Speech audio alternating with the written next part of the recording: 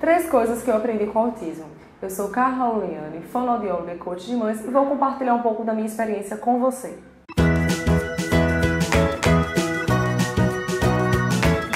Para quem não conhece minha história, eu escolhi a fonoaudiologia devido ao meu desejo intenso de trabalhar com crianças, principalmente crianças deficientes.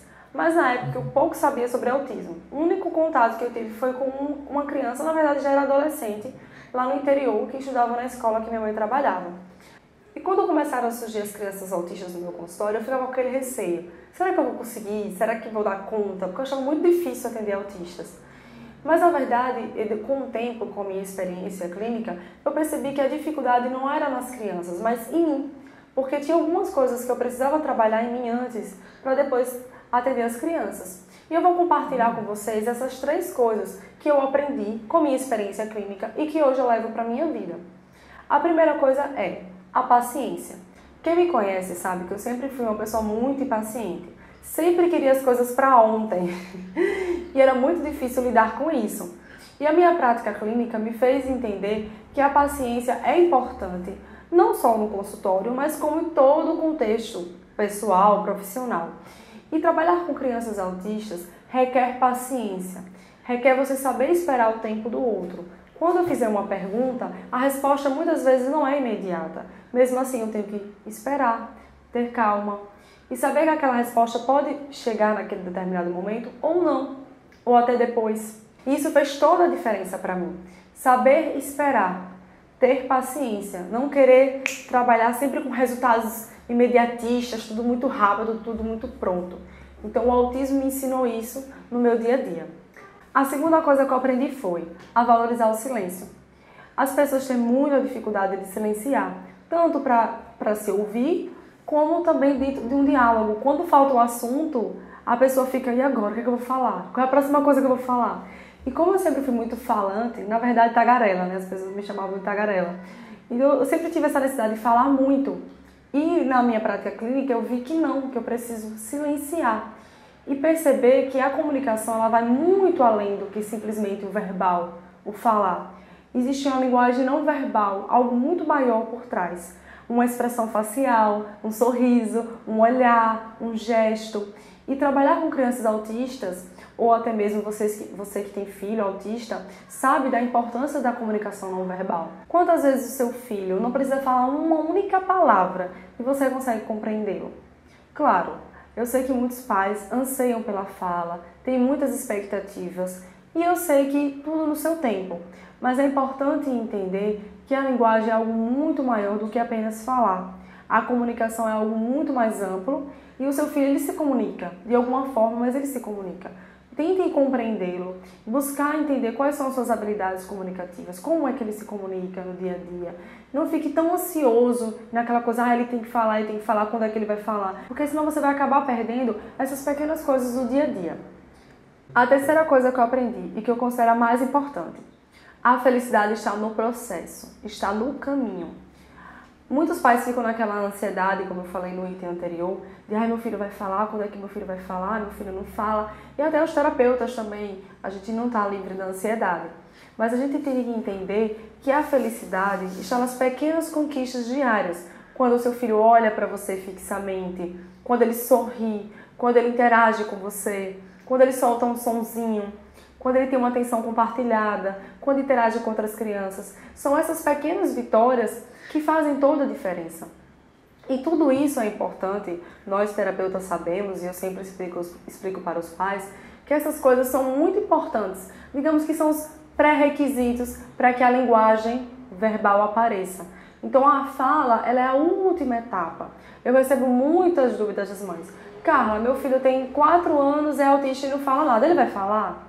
Então é uma pergunta recorrente. Porque eu entendo a angústia, a ansiedade, a preocupação, mas tente focar no processo, no dia a dia, nas conquistas diárias e não naquele objetivo final. A gente tem um hábito de sempre focar no objetivo. Por exemplo, eu só vou ser feliz quando eu comprar o carro, tal carro. Eu só vou ser feliz quando eu comprar o apartamento. Eu vou compartilhar minha história com vocês. Quando eu tinha 15 anos, eu comecei a gostar de Paris. Nas aulas de história, de iluminismo, Revolução Francesa, enfim. E aí eu criei essa meta, esse desejo de ir para Paris. Só que parecia muito distante da minha realidade. até porque eu era do interior, de uma família simples, e eu não tinha perspectiva alguma de ir, ninguém na minha família nunca viajou para o exterior, mas eu sempre alimentei esse desejo no meu coração. Quando eu passei no vestibular, em Fono, vim para a capital, estudei, fiz mestrado, trabalhei. Quando eu comecei a trabalhar, eu vou juntar dinheiro para ir para Paris. Mas aí eu pensei, eu preciso dar um passo mais próximo do meu sonho, do meu objetivo.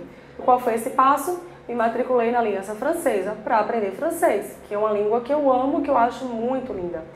Nesse meio tempo, conheci meu namorado, né? Atual marido. E meu marido, na época, meu namorado, foi fazer um intercâmbio na Itália. Ficou lá 1 ano pelo Ciências Sem Fronteiras. Aí foi o que eu fiz? É minha chance, é minha oportunidade de conhecer Paris. Eu fico na Itália, que eu também sempre quis conhecer Veneza, que eu acho lindo, e outras cidades também, como Roma, Florença, e aproveitei e fiquei 1 semana em Paris. Moral da história, quando eu cheguei em Paris, no alto da Torre Eiffel, naquele êxtase, naquela alegria, porque eu consegui realizar o meu sonho 10 anos depois, já aos 25, eu parei e pensei, e agora? O que eu vou fazer da minha vida? Eu realizei o meu maior sonho. O que eu vou fazer agora? Eu fiquei feliz e ao mesmo tempo frustrada. Por que será que eu fiquei frustrada? Porque eu depositei todas as minhas expectativas, todas as minhas esperanças, a minha felicidade somente na realização do meu objetivo. Foi quando meio que caiu a ficha e eu olhei para trás e vi os 10 anos passaram na minha mente. Tudo o que eu passei para estar ali. Foi aí que eu percebi que na época eu já atendia autismo e eu percebi que os pais dos meus pacientes faziam o mesmo. Focavam demais no objetivo final. Quando meu filho falar, quando meu filho fizer determinada coisa, quando meu filho isso, quando meu filho aquilo. E eles não focavam, não enxergavam o processo, os pequenos avanços diários, as pequenas alegrias que nos conduzem ao nosso objetivo. Porque foi o que aconteceu comigo. Eu fiquei feliz, óbvio, porque realizei o sonho da minha vida, mas foi aquela alegria, aquele êxtase momentâneo de ter realizado uma grande meta. Mas eu não aproveitei, de certa forma, como deveria, os 10 anos do processo. Digamos que esses 10 anos foi um pouco sofrido, foi angustiante, de muita ansiedade, de medo de não conseguir, de não ter dinheiro, enfim. E com os pais acontece o mesmo. O medo dos filhos não falarem, a ansiedade, a frustração porque o coleguinha está falando e ele não. Aí eu pensei, é importante que os pais tenham esse conhecimento. Eles entendam a importância do processo. Não só os pais, né? Todas as pessoas deveriam ter essa consciência. Parece um pouco clichê essa frase, que a felicidade está no caminho, no processo. E é até clichê, porque quando se repete várias vezes se torna clichê. Mas entre o falar e o agir há uma fronteira muito grande. E não é somente falar, a gente também tem que colocar em prática.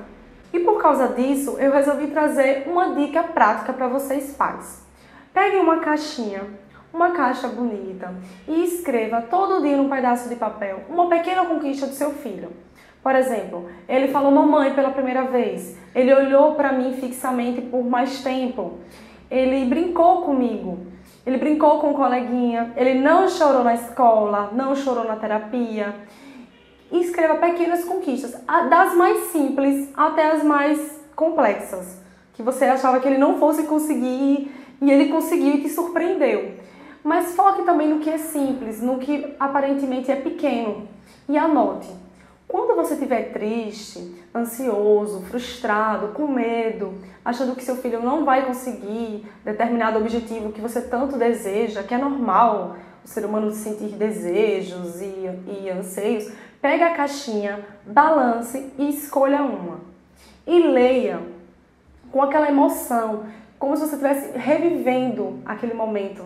Como se você estivesse ali diante do seu filho fazendo aquela coisa que você vai ficar feliz, você vai se sentir bem, você vai se sentir energizado para no dia seguinte levantar mais confiante e acreditando sempre que a felicidade está no processo e não no objetivo. Espero que você tenha gostado desse vídeo. Se você gostou, curta, compartilhe, comente aqui, deixe alguma experiência, alguma coisa bacana que o seu filho fez, que te surpreendeu, ou até algo simples, mas que te deixou muito feliz. Eu recebo muitos relatos das mães. Carla, ele falou mãe pela primeira vez, mamãe, e elas choram de emoção, porque Quem tem filho autista sabe que é algo que demora, mas que é muito, muito, muito gratificante e muito emocionante.